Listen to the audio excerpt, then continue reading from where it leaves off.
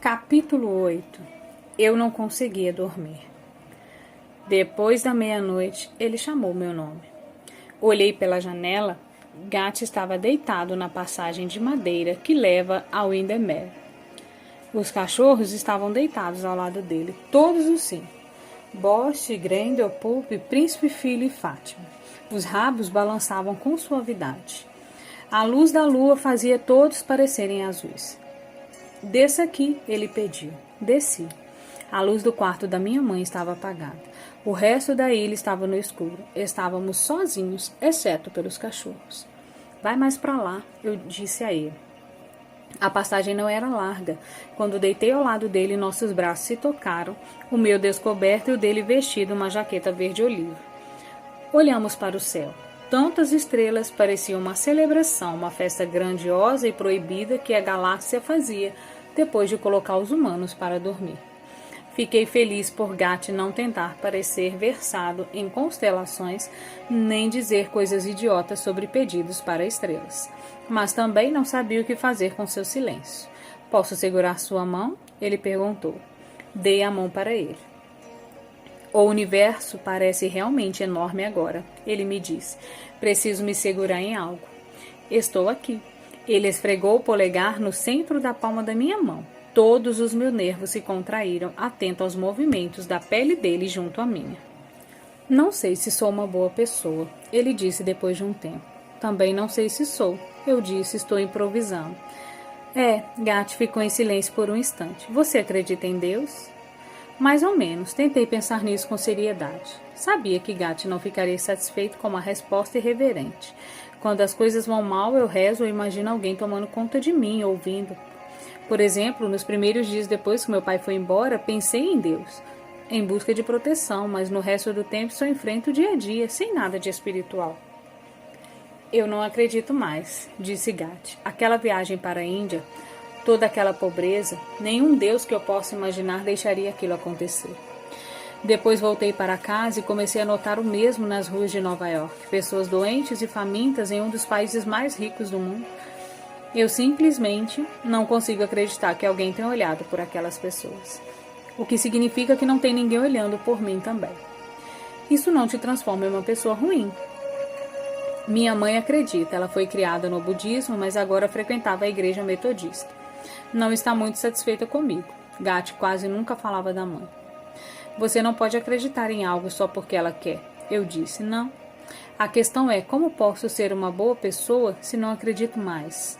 Ficamos olhando para o céu. Os cachorros entraram em casa pela abertura na porta. Você está gelada, Gat disse. Fique com a minha jaqueta.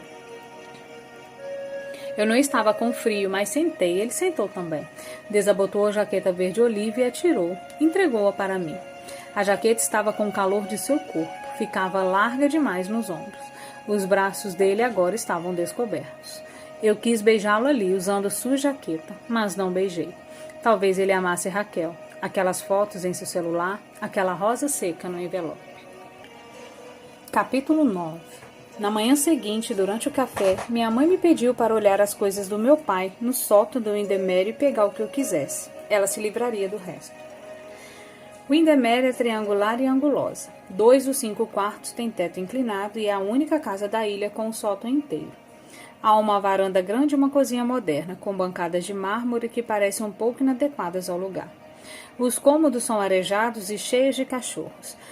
Gat e eu subimos para o sótão com garrafas de chá gelado e sentamos no chão. O quarto tinha cheiro de madeira, um quadrado de luz entrava pela janela. Nós já tínhamos ido ao sótão, mas também nunca tínhamos ido ao sótão. Os livros se restringiam à leitura de férias do meu pai. Biografias de esportistas, romances policiais e revelações de atos do rock, escritas por pessoas velhas de quem eu nunca tinha ouvido falar. Gat não estava prestando atenção. Separava os livros por cor. Uma pilha verde, uma azul, uma marrom, uma branca e uma amarela.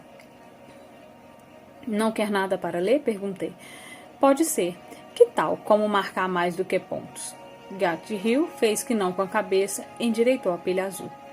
Perdendo o controle, herói da pista de dança. Ele riu de novo e depois ficou sério. Cadência. O quê? Cala a boca. Permiti-me olhar por ele por um bom tempo. Cada curva de seu rosto era familiar e ao mesmo tempo era como se eu nunca o tivesse visto. Get sorriu, radiante, acanhado. Ele ajoelhou, derrubando as pilhas de livros coloridos no processo. Estendeu o braço e acariciou meu cabelo. Eu te amo, Cat. Estou falando sério. Eu me aproximei e o beijei. Ele tocou meu rosto, desceu a mão pelo meu corpo, pelo meu pescoço e pela minha clavícula. A luz da janela do sótão batia em nós. Nosso beijo foi elétrico e suave. Hesitante e exato. Assustador e completamente certo. Senti o amor correr de mim para Gat e de Gat para mim. Estávamos aquecidos e tremendo, jovens e velhos e vivos. Eu estava pensando, é verdade, nós já nos amamos, já. Capítulo 10. Meu avô entrou bem na hora. Gat deu um pulo, piscou sem jeito nos livros, separados por cor, que se espalharam pelo chão. Estou interrompendo? Meu avô perguntou. Não, senhor. Sim, com certeza estou. Desculpe pela poeira, eu disse, constrangedor. Penny achou que pudesse ter algo aqui que eu quisesse ler.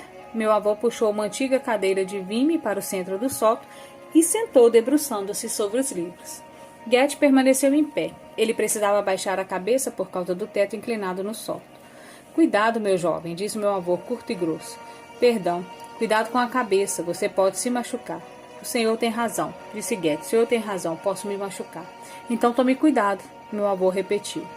Gat se virou e desceu as escadas sem dizer nada. Meu avô e eu ficamos em silêncio por um momento. Ele gosta de ler, eu disse depois de um tempo. Achei que pudesse querer algum livro do meu pai. Você é muito importante para mim, Cat, disse meu avô, batendo no meu ombro. Minha primeira neta.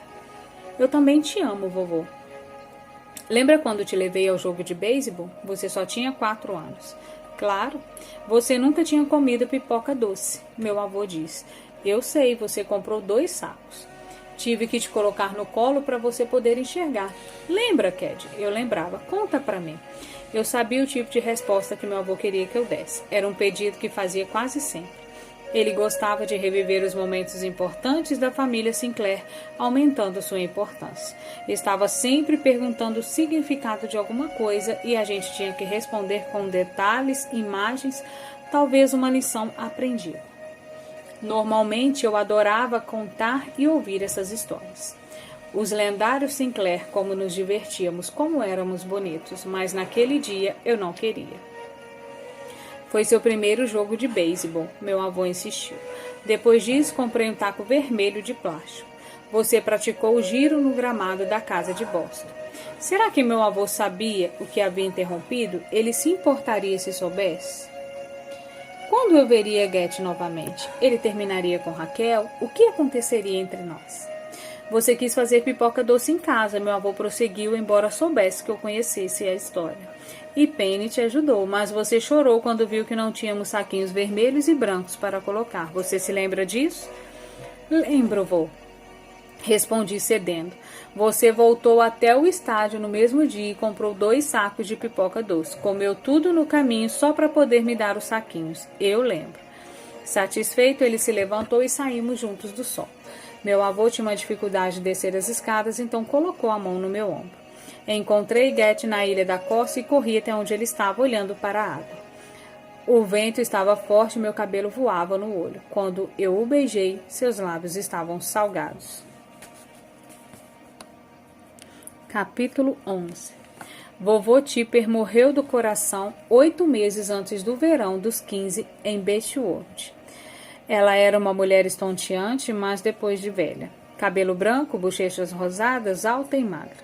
Foi vovó Tipper quem fez minha mãe amar tantos cães. Sempre teve pelo menos 2 Golden Retriever e às vezes 4, desde a infância das filhas até morrer.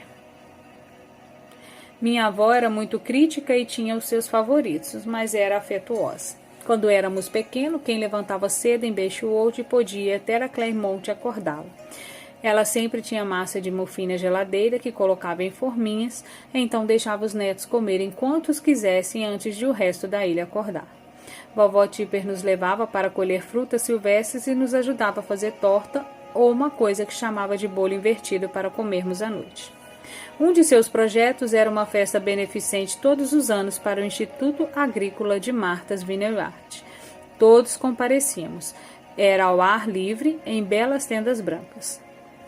Os pequenos corriam com roupa de festa e pés descalços. Johnny, Mirren, Getty e eu roubávamos taças de vinho e ficávamos tontos e bobos. Minha avó dançava com Johnny, depois com meu pai, e depois com vovô, segurando a saia com uma das mãos. Eu tinha uma foto da minha avó em uma dessas festas beneficentes. Ela usava um vestido de festa e segurava um leitão. No verão dos 15 em Beechworth, vovó Tipper tinha partido. Claymont parecia vazia. A casa é cinza em estilo vitoriano e tem 3 andares. Há uma pequena torre e uma varanda cercada. Dentro é repleta de cartões originais da New York, fotos de família, almofadas bordadas, estatuetas, pesos de papel de marfim, peixes empalhados em quadro. Em todos os lugares, todos, há belos objetos colecionados por Tipper e meu avô. No gramado, há uma enorme mesa, grande o bastante para acomodar 16 pessoas e a certa distância um balanço de pneu pendurado nos galhos de uma gigantesca acerácea. Vovó costumava tumultuar a cozinha e planejar passeios. Fazia colchas em sua sala de artesanato e o zumbido da máquina de costura podia ser ouvido no andar de baixo. Dava ordens para o caseiro usando luvas de jardinagem e jeans. Agora a casa estava em silêncio. Nenhum livro de receita aberto sobre a bancada, nenhuma música clássica no aparelho de som da cozinha, mas o sabonete preferido dela ainda estava em todas as saboneteiras. Eram suas plantas que cresciam no jardim, suas colheres de pau, seus guardanapos de pano. Um dia, quando não havia ninguém por perto, fui até a sala de artesanato nos fundos do térreo. Toquei a coleção de tecidos da minha avó, os botões brilhantes, as linhas coloridas. Minha cabeça e os meus ombros derreteram primeiro, seguidos pelo quadril e pelos joelhos. Logo me transformei em uma poça, infiltrando-me nas lindas estampas de algodão. Ensopei a coxa que ela nunca terminou. Enferrujei as peças de metal de sua máquina de costura. Eu era puro líquido naquele momento durante 1 ou 2 horas. Minha avó, perdida para sempre, embora eu pudesse sentir seu perfume Chanel nos tecidos. Minha mãe me encontrou. Ela me fez agir como uma pessoa normal, porque eu era, porque eu podia. Ela me disse para respirar fundo e me endireitar. E eu fiz o que ela mandou, de novo. Minha mãe estava preocupada com meu avô. Ele ficava perdido sem minha avó, segurando-se em cadeiras e mesas para manter o equilíbrio. Era o chefe da família e ela não queria que ele se desestabilizasse. Queria que soubesse que suas filhas e seus netos ainda estavam por perto, fortes e alegres como sempre. Era importante, ela disse. Era gentil, era melhor. Não cause transtorno, ela disse. Não faça as pessoas se lembrarem da perda. Você entende, Ked? O silêncio é uma camada protetora sobre a dor. Eu entendi e consegui apagar vovó Tipper das conversas do mesmo modo que havia apagado meu pai. Não com satisfação, mas por completo. Nas refeições com minhas tias, no barco com meu avô, até mesmo sozinha com minha mãe, eu me comportava como se essas 2 pessoas críticas nunca tivessem existido. Os outros Sinclair faziam o mesmo. Quando estávamos todos juntos, mantínhamos um sorriso largo no rosto. Havíamos feito o mesmo quando o Bis deixara tio Brody, o mesmo quando o tio William deixara Kerry, o mesmo quando o cão da minha avó, Pempermill, morreu de câncer. Mas Getty nunca entendeu isso. Ele mencionava meu pai várias vezes, na verdade. Meu pai considerava Getty um bom adversário de xadrez e uma audiência sempre disposta a ouvir seus relatos chatos sobre história militar. Então os dois passavam um tempo juntos. Lembra quando seu pai pegou aquele caranguejo grande? Getty dizia, ou para minha mãe. Ano passado, Sam me falou que tinha um kit de pesca com moscas no ancadouro. Você sabe onde está? A conversa sobre o jantar era interrompida bruscamente quando ele mencionava minha avó. Uma vez Getty diz, sinto falta de quando ela ficava na ponta da mesa e servia sobremesa. Vocês não sentem? Era tão típico dela. John teve que ficar falando alto sobre o Hindenburg até o desalento desaparecer de nosso rosto. Sempre que Getty dizia essas coisas de modo tão casual e verdadeiro, tão distraído, minhas veias se abriam. Meu pulso se abria, sangrava pela palma das mãos.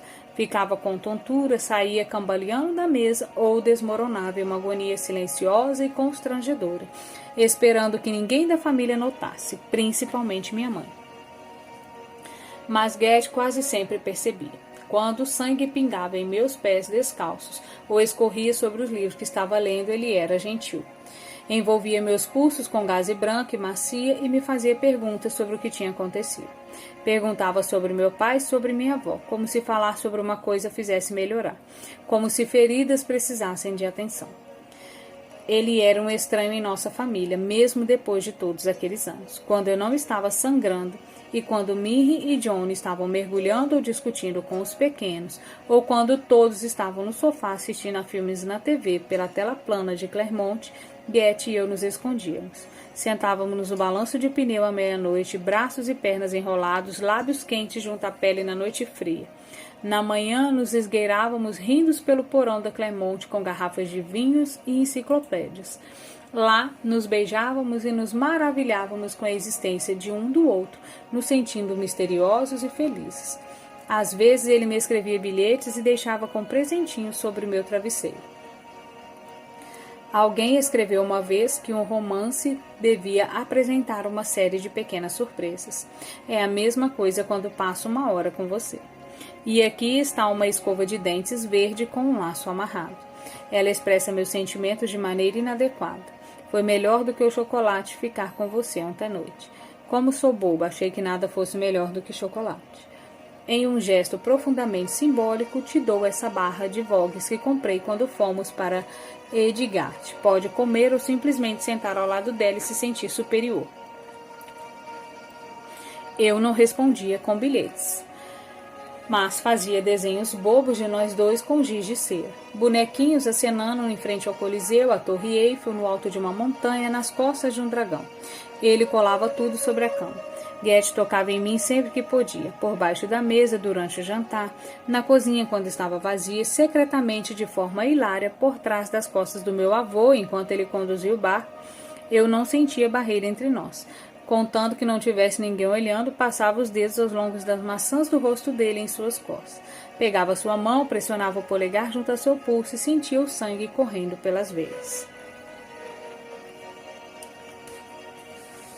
Capítulo 12. Uma noite, no final de julho do verão dos 15, fui nadar na praia pequena, sozinha. Onde estavam Getty, John e Minnie? Não sei ao certo. Andávamos jogando muito Scrabble e Red Getty. Eles deviam estar por lá. Ou nos Claremont, escutando as tias discutir e comendo gelé de ameixa com biscoito. De qualquer modo, entrei na água usando uma regata, sutiã e calcinha. Aparentemente, caminhei até a praia vestindo apenas isso. Nunca encontrávamos nenhuma roupa minha na areia, nem toalha. Por quê? De novo, não sei ao certo. Devo ter nadado para longe. Havia pedras grandes distantes da praia, ásperas e escuras. Elas sempre parecem horríveis na escuridão da noite. Eu devia estar com o rosto dentro d'água e bati a cabeça em uma dessas pedras. Como eu disse, não sei ao certo. Só me lembro de uma coisa: afundei nesse mar. Até um fundo muito rochoso, e pude ver a base da ilha. E meus braços e pernas ficaram dormentes, mas meus dedos estavam frios. Tiras de algas marinhas passavam enquanto eu afundava. Minha mãe me encontrou na areia, encolhida como uma bola, com metade do corpo ainda na água. Eu tremia descontroladamente. Os adultos me enrolaram em cobertores. Tentaram me aquecer em cundendom, me deram chá e roupas, mas quando viram que eu não falava nem parava de tremer, me levaram para um hospital em Martha's Vineyard, onde fiquei durante vários dias enquanto os médicos faziam exames. Hipotermia, problemas respiratórios e provavelmente algum tipo de ferimento na cabeça, embora a tomografia não mostrasse nada. Minha mãe ficou do meu lado, reservou um quarto de hotel. Eu me lembro do rosto triste da tia Carrie, tia Bis e meu avô. Eu me lembro de sentir os pulmões cheios de alguma coisa, bem depois de os médicos dizerem que eles estavam limpos. Eu me lembro de achar que nunca mais ficaria aquecida quando me diziam que a temperatura do meu corpo estava normal. Minhas mãos doíam, meus pés doíam. Minha mãe me levou para casa em Vermont para me recuperar. Eu ficava deitada no escuro e sentia uma pena desesperadora de mim mesmo, porque estava doente e ainda mais porque Getty nunca ligou. Ele também não escreveu. Não estávamos apaixonados? Não estávamos? Escrevi para John 2 ou 3 e-mails apaixonados e ridículos pedindo para ele descobrir o que havia acontecido com Getty. Johnny teve o bom senso de ignorá-los. Somos Sinclair, afinal, e os Sinclair não se comportam como eu estava me comportando. Parei de escrever e apaguei todos os e-mails a pastas enviados. Eram tolos. O que importa é que Getty deu fora quando eu me machuquei. O que importa é que não passou de uma paixonite de verão. O que importa é que ele devia amar Raquel. Morávamos muito longe de qualquer modo. Nunca recebi uma explicação. Só sei que ele me deixou. Capítulo 13. Bem-vindo ao meu crânio. Um caminhão passa por cima dos ossos do meu pescoço e da minha cabeça. As vértebras se rompem, o cérebro estala e vaza, milhares de lanternas piscam em meus olhos, o mundo se inclina. Eu vomito, perco os sentidos, isso acontece o tempo todo, não passa de um dia comum. A dor começou 6 semanas depois do acidente.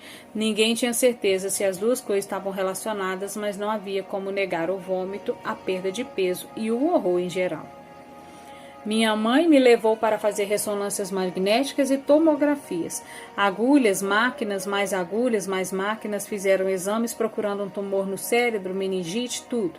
Para aliviar a dor, receitaram esse medicamento e aquele outro medicamento, porque o primeiro não funcionou e o segundo tampouco. Passaram uma receita atrás da outra sem saber o que havia de errado, apenas tentando domar a dor. Cadência, disseram os médicos, não exagere. Cadência, disseram os médicos, observem sinais de dependência. Mas também cadência, não se esqueça de tomar os remédios. Eram tantas consultas que nem consigo lembrar. Depois de um tempo, os médicos chegaram ao diagnóstico. Cadência Sinclair Eastman, cefaleia pós-traumática, também conhecida como CPT, enxaquecas causadas por lesão cerebral. Eu vou ficar bem, dizem. Não vou morrer. Só vai doer muito. Capítulo 14. Após um ano no Colorado, meu pai quis me ver novamente. Na verdade, ele insistiu em me levar para a Itália, França, Alemanha, Espanha e Escócia. Uma viagem de 10 semanas em meados de junho, que significava que eu não iria a Bestwold no verão dos 16. Essa viagem veio na hora certa, disse minha mãe radiante enquanto arrumava minha mala. Por quê? Eu fico deitada no chão do quarto enquanto ela faz o trabalho. Minha cabeça dói. Seu avô está reformando o Clermont. Ela faz bolas com as meias. Já falei milhões de vezes. Eu não lembrava. Por quê? Coisas da cabeça dele. Vai passar o verão em Windermere. Você vai com ele? Minha mãe fez que sim com a cabeça. Ele não pode ficar com Bins nem com Kerry. E você sabe que precisa de cuidados. Seja como for, você vai aprender muita coisa na Europa. Prefiro ir para Bestwold. Não prefere, ela disse firme. Na Europa, vomitei em pequenos baldes e escovei os dentes repetidamente com a pasta de dente britânica de consistência áspera.